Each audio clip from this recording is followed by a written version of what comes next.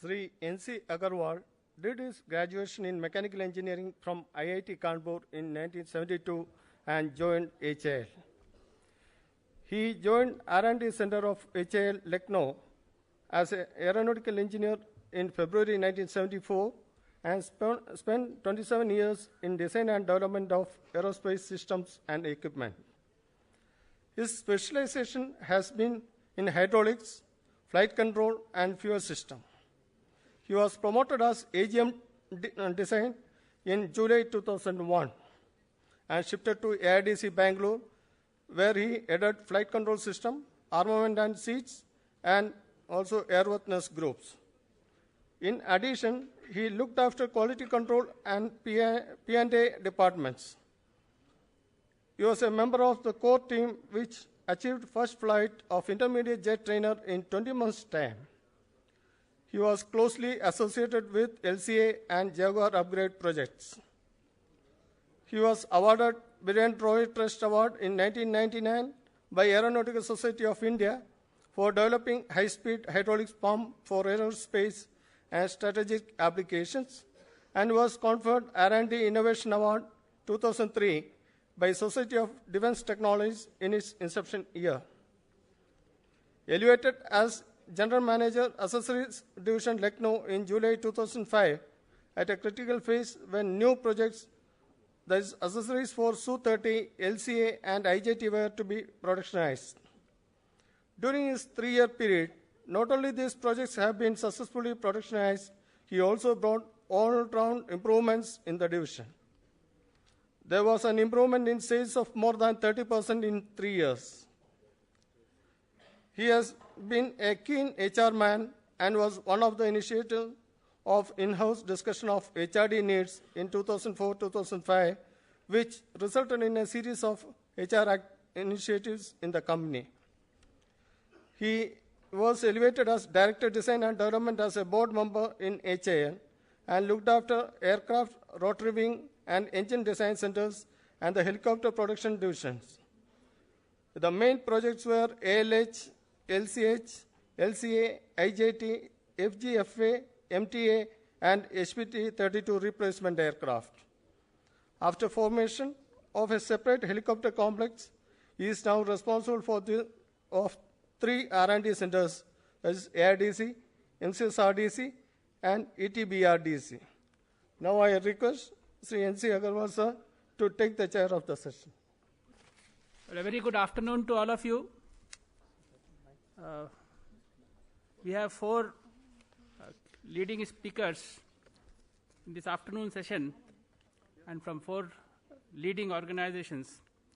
That is from Boeing, Mr. Rick McCreary, from Cassidian, Mr. Bernard Gerbert. We have Mr. Subramaniam from Aeronautical Development Agency, and Mr. Adrias from Saab. I'm quite sure the talks will keep us completely alert, particularly after a very sumptuous lunch. I'm quite sure the speakers will make sure that the that the listeners will not go to dozing off situation. So we'll set up the rules of the game, half an hour for each speaker, and I'll just give an indication at about 25 minutes and leave 5 minutes for question answers. To begin with, we have Mr. Rick. His talk is Evolution, the Evolution Revolution, Technology, Maturation for Combat Relevance. Mr. Rick joined Boeing following retirement from the United States Air Force. During his 20-year career as a pilot, he accumulated over 3,400 hours of flight time in high-performance aircraft, including the SR-71. He held staff positions in requirements and acquisition for low observable and reconnaissance systems at Major Command and in the Pentagon. Rick holds a Bachelor of Arts degree in philosophy from Georgia State University and a Master of Science degree in systems management from St. Mary's University. So I'll request now Mr. Rick to take over. Well, good afternoon. I get the coveted after lunch spot, and I'll try to not soothe you to sleep here as we go along here. So in keeping with the theme of the seminar, Evolution, Revolution, we're really talking about two different paths to both maturing existing aircraft and attaining new aircraft, something obviously keenly of interest to this audience and to all of us in our professions. So there certainly are multiple paths to gain new aircraft and their capabilities, and I just want to walk through some of those with a few thoughts on different approaches and how they might be beneficial.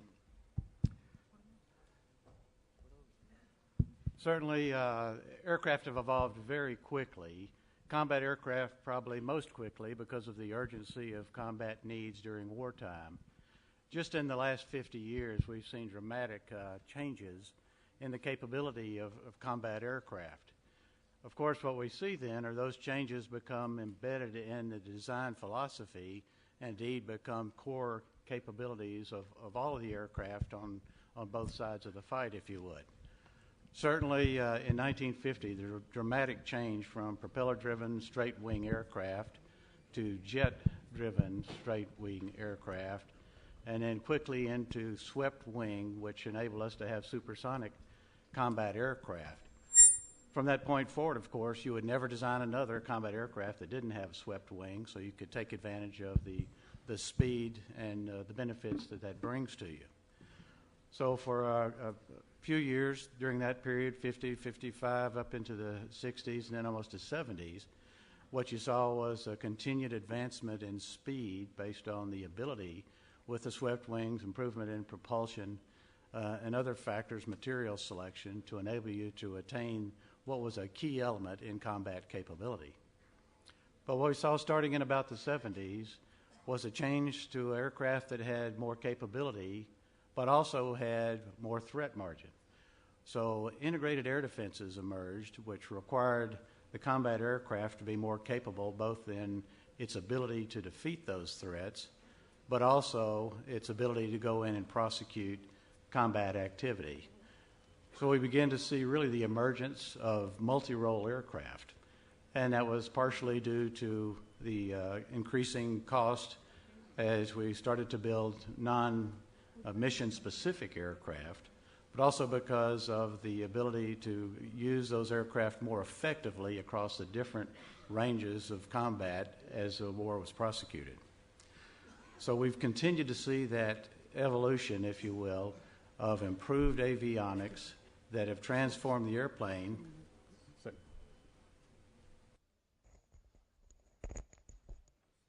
All right. Thanks very much. So that evolution that said aircraft are more capable individually, and then we've slowly moved into an arena where aircraft are more capable in a group. So not only as a group of aircraft, but in a group of capabilities networked that can include airborne, non-combat aircraft, if you will, AWCs, for example, as well as ground forces and surface ships, etc. So the ability to network those capabilities meant that the avionics has become almost more important than the platform. We still evolve the platform, but as we have seen in the 90s, aircraft performance has taken on yet a new shape. With the advent of improved shaping and materials, we've been able to defeat some of those ground-based as well as air-based threats with the incorporation of radar cross-section reduction. We call it stealth, but it's just physics at the end of the day. So aerodynamics has given way to physics as a way to both make our ability to prosecute by having better penetration into combat areas, as well as to resist attack by making our aircraft harder to see, and in the end game then harder to kill by just, again, the use of physics to defeat those sensors that would find us. Radar, the longest range, that was the first opportunity that we had that we needed to work through. And we've seen those characteristics of the stealth aircraft have now become universal, just as swept wing became universal. Don't think you'll ever see another new combat aircraft design that doesn't incorporate at least some stealth characteristics. And so we will continue to evolve in that mode. When the first stealth airplanes came out, that was revolutionary. It was a step beyond what had been coming up through those 70s and earlier periods. And that took a long time and a great deal of investment, but it had a huge impact when it arrived. Subsequently, we have continued to evolve those capabilities because they bring so much to the design that you just have to have it. But the evolution now has made them less complex, more easy to maintain, able to tune against different threats. So even those revolutionary elements will continue to evolve. And that, again, is part of the entire approach that we've taken to date. We have a revolution, and then we evolve it, and then we come up with another revolution. Unfortunately, what we found out is, as we've continued to do that, some of these technologies that we've incorporated have become far more expensive than the airframe itself. And indeed, on most of our aircraft, we find that increasingly the avionics and some of the specialist elements of the aircraft are becoming dominant in not just the original cost, but certainly in the development cost as well as the maintenance cost over the period of use of the aircraft. So what we're finding is, again, the technology itself is aging out more quickly than the airframe. And so we've had the ability to evolve those up to a point while we await the next revolution. So the 90s, as I said, took us up through these highly integrated airframes that used stealth as a core design feature. And as I said, we'll see those in every airplane in the future. So what will it be in the next century here as we move up through the teens here upcoming in the 20s and beyond? Aero performance always will be really important. And that's not just speed, it's agility and maneuverability. Because these aircraft must be able to be competitive across the entire range of combat capability. As we have evolved these platforms, the expense has become so great that we've, of course, been forced to drive down to smaller fleets. In some cases, it's self-inflicted because we will declare that it is 10 times more effective, and our political masters will say, then you only need 10% as many, right? And there's a certain amount of truth to that. Certainly more effective aircraft with greater capability and greater roles do bring a lot, and they are indeed more capable against a broader area of threats. But as with all systems, no matter how good it is, it can only be in one place at a time. So there is some minimum number that you have to assess individually based on every country's need in order to maintain a true combat capability.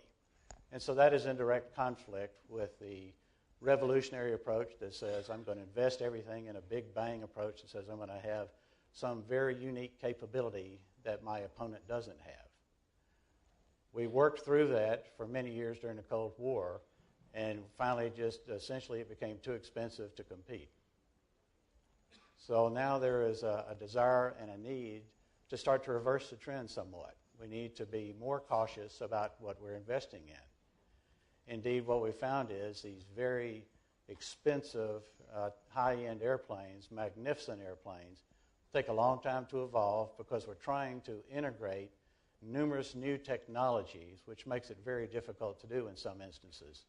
So we'll frequently have a 20-year development period before we can declare IOC. And now because of the expense of the aircraft, we're going to probably fly it for much longer too.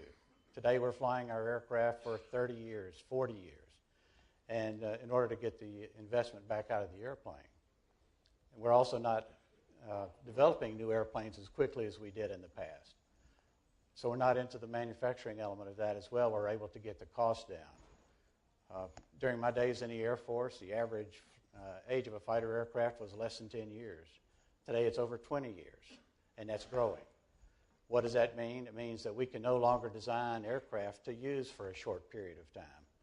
What we're doing today is life extension programs. What we need to do is design in long life because the aircraft will be needed to operate for longer periods of time such that they can be more cost effective and we can get the value out of those large-scale investments that we have. So the individual capability of each aircraft, very important still. So the one-on-one, still a critical measure of merit. But increasingly, the total force picture is more important. what are all of the elements that you have to bring together to maintain both critical numbers but critical force structure to enable you to operate against the wide variety of threats that you may encounter and increasingly long ranges and long distances. So some of that is the aircraft, and increasingly we're finding that we're having to change the way we train, change the way that we support our aircraft to make them more deployable and, of course, able to respond more quickly in different areas. So I think that we are, in fact, rediscovering the importance of mass, because some of the aircraft that are developed that are so technically capable also have a very large footprint. And we all have to worry about that because, again, not only do we have an increasingly long life utilization, that also drives the cost of that support factor up. Typically, we would say that support cost is probably 70% of the total life cost of the aircraft. So that is a very large element that has to be dealt with. So aircraft that are designed for longer life can be designed to be more cost effective over longer life too. So that's another design element that I think we'll see being incorporated more in new aircraft. So essentially there we are looking at extended life aircraft by design instead of having to extend the life of aircraft that weren't designed to do that. Much cheaper in the long run to go ahead and design an aircraft for 12,000 hours of operation than to extend a 3,000-hour airframe across a 12,000-hour lifetime. So one of the factors that also plays into the you use evolution or revolution is that the symmetry that we've found as we had these big disparities in budgets and force structure around the world, we found that you don't have a lot of peer competition more. You have a lot of asymmetric competition. Sometimes it may not even be machine on machine. It could be budgetary. You could just fly somebody else into the ground because you had more capability to prosecute than they did. It could be supply of fuel. It could be training. It can be many things, including something as simple as breaking a supply chain using IEDs on the road. If you break the fuel supply chain, it doesn't matter how good your airplane is, you can't fight. So a very low-cost way to counter a very high-cost capability. So all of those need to be factored in, as we continue to design our airplanes. So that means that we need to be less dependent, perhaps, on fixed logistics and able to flex using airborne, perhaps, supply as opposed to over-road supply. And to make that more cost-effective, we may need to look at new ways to do that. Several people are looking at dirigible type, blimp type approaches, very low-cost ways to move heavy loads across long distances. And that may become more capable, may provide you with a better long-term approach, certainly across difficult terrain or terrain that's not fully controlled during supply chain, something we're encountering today. So the increasing costs, as we talked about, of these high-end machines, which by the fact that they're so high-end means that we have to ask them to do more, which makes them cost more, which means that we can buy fewer. You can see that you quickly get into a death spiral on numbers. So you've got to break that chain at some point. Because as we said before, quantity is a quality of its own, which means that you do need to be able to build, maintain, and own that adequate mass of aircraft to meet the threat that's out there. So we may look at fewer but more capable systems now, but I think we may see that we merge towards a less capable but more available platform, certainly as part of the force structure. For large air forces, such as India has, you have the luxury of being able to have the mix that you can have the best of both worlds, if you will. But for many air forces around the world, that's really not an option. So the two approaches to design, really. The Big Bang Theory, as I call it, the big revolution, develop the super plane, if you will, that can do everything for everybody. As I've said, that development period can be 10, 20 years, and typically is on the 20-year time point from first design to operational capability. A lot can happen in a 20-year time span. And then you're going to operate it for another 30 years. So you're looking at a total 50-year time frame from original design to retirement of life of type, and it needs to be capable against the threat of the day across that entire spectrum. One of the problems with, if you will, the Big Bang, you develop a capability based on that current threat, but the threat is changing constantly. And it's not a straight line, as I've got indicated here, of course. It's a changing line. And it's typically getting more difficult. Doesn't mean it's more complex, but it can be a simple threat, as we talked about before. But you have to react to it. So your elegant design aircraft needs to not only be able to take care of the threat of the day, but have the flexibility of quick reaction against a threat that pops up, that comes in from somewhere that you never considered, or against that peer threat that's still out there. So fortunately, with aircraft today, the platform, always very, very important, but the avionics give you the flexibility to really alter the capability of the aircraft within the structure of the aircraft itself. So fortunately, most modern jets have a great deal of capacity to change. Sometimes our processes don't have the flexibility to change, and that's another debate that we'll have. But certainly, as we see the current weapons evolve, we find that we're able to overcome things. For example, using an aircraft that can't turn as quick may not be as critical in an environment where you've got high off-boresight missiles and helmet-mounted cueing system. You're not going to outturn that missile, so it's almost irrelevant at that point. Always a capability that you want to have, because at the end of the day, you could wind up down to guns, and so you've got to have that maneuverability. Always important in a fighter game, but less important in an environment where you have better BVR missiles, which says you don't get to the merge, high off-boresight missiles, which says if you do, it's first look, first kill still. And then if you get down to guns, well, it's just been a bad day. So one of the things that over that long evolution period that we have is, as we're developing our aircraft against that predicted threat that's out there, it shifts. And so now we find the dilemma of, do we continue on that evolution path that we've been on, or do we have to shift gears? But because, again, of the long time frame that's required, you may not be able to. You build it and you live with it. Try to adapt it. So the other approach is, of course, an incremental evolutionary approach, which says that I need to pace the threat instead of guessing what the long-term threat may be and designing the 100% solution for that. And, of course, there is no 100% solution because the threat changes before you get there. So having an 80-85% solution that's available today and adaptable to tomorrow may be more pragmatic and practical, particularly with the long development periods, high cost, and reduced numbers that we're living with these days. So you can still get to that ultimate capability that you need, but you get there incrementally. So you build up over time along a roadmap that paces the threat that's out there. And it can take you to the same place if you've done sufficient planning up front to ensure that you've got the capability that you need when you need it. But at some point, every airframe just reaches a point where it's probably just maxed out. You've put all the growth into it that you can, and you need to have that new revolutionary airplane available at that point.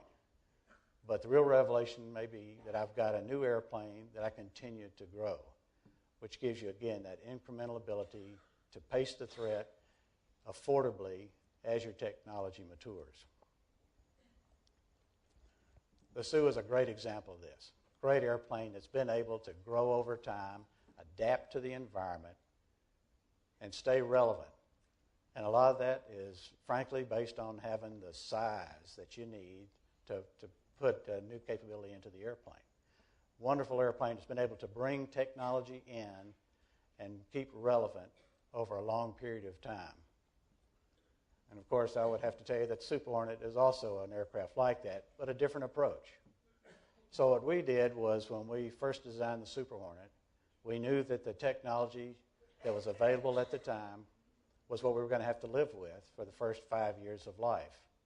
But we knew that those Joint Advanced Strike technology elements that came out in the beginning of the 90s were where we would have to be to maintain relevance over the next 10, 15, 25 years. So what we did on the Super was we designed 2 airplanes. The Block 1 airplane that flew in 1995 through about 2000 was a great airframe, but it had state of the day, if you would, avionics in it that we grafted from our classic Hornet.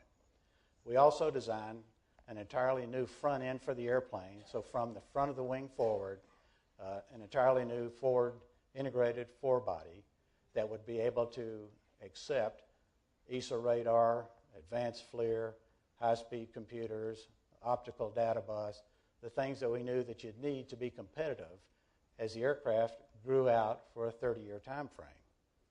So we took an evolutionary approach to be able to bring revolutionary equipment on board. So in 2005, we cut in the new integrated forebody onto our production line with the ESA radar in it. So one day we were building the aircraft with the existing radar. The next day we delivered the aircraft with the ESA radar in it. Because the airframe shape didn't change, we didn't have to requalify the airplane. But we did have to have an entirely new support package ready to go with that, new tactics for the aircrew, all of the things that would be required to extract the maximum value out of that aircraft. So a pre-planned growth product, if you will, has to think of all of those things. It's not just delivering a new airplane, it's delivering new training, support, all those things that mean that you can extract the value out of that, harvest the potential of that airplane to make sure that it does remain capable over the life of type. We continue to look at a growth map to make sure that as the threat changes, the world changes, we have the technology to accept that. So part of that was a design philosophy that said, let's build in excess capacity. And that was counter to, frankly, our DoD guidance before this airplane. It was, you can't design in things that aren't required today. Well, that shifted at that point.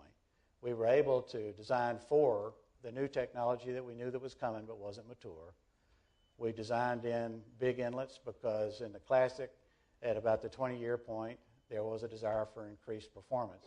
So we had a growth engine on that one. We assumed we would here, so big inlets. The generators are well oversized so that we can drive all the equipment off one generator, and we've got 2.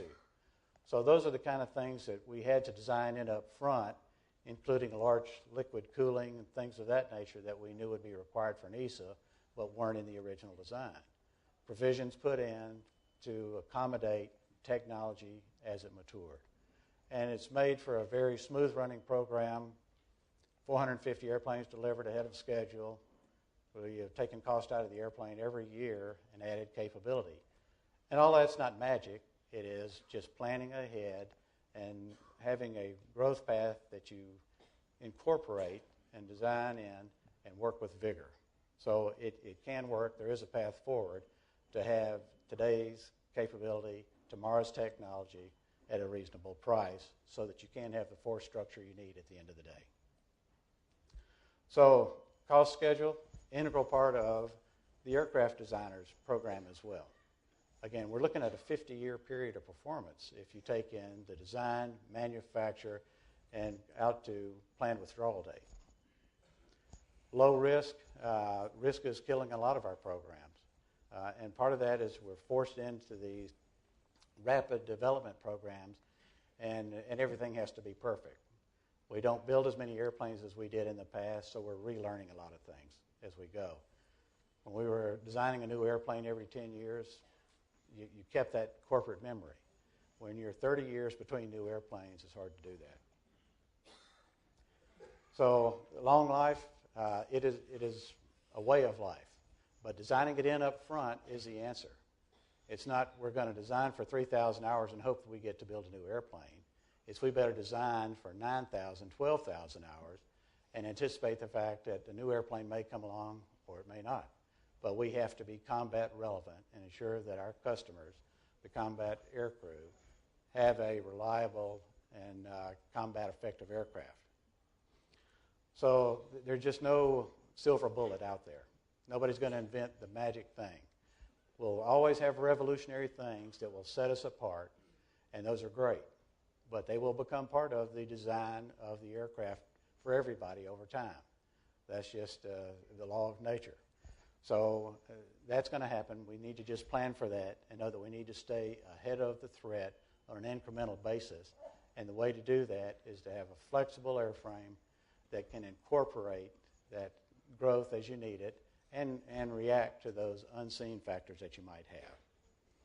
So it's an uncertain world, and I would like to say the best counter to uncertainty is flexibility, and I think that's proven to be true. So that's me done. And I'll turn it back to Mr. Chairman. Thank you, Rick.